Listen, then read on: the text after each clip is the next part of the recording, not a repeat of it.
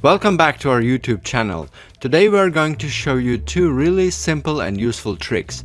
First, we'll show you how to remove the speed limiter from your electric scooter. And second one is a simple solution in case your voltage and power suddenly drop. Let's start with a speed limiter removal. Make sure you have your scooter in gear 3, yellow button out and red in before the testing. P08 is set to 100.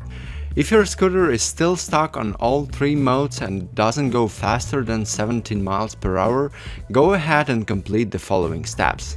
Go to the scooter's settings by pressing M and power buttons at the same time.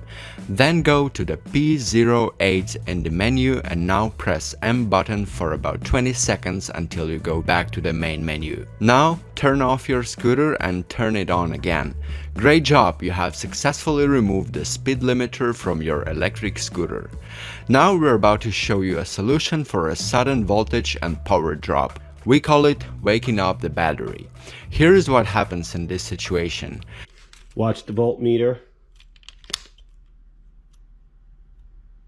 It just goes right down to 0. In order to fix that, you'll have to get access to your internal components in the battery compartment. First, turn off your scooter.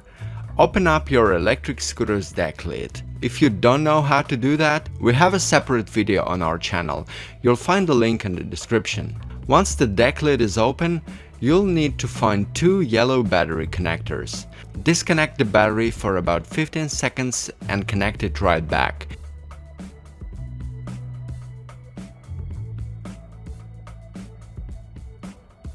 That's it, turn on your scooter and check your voltage display.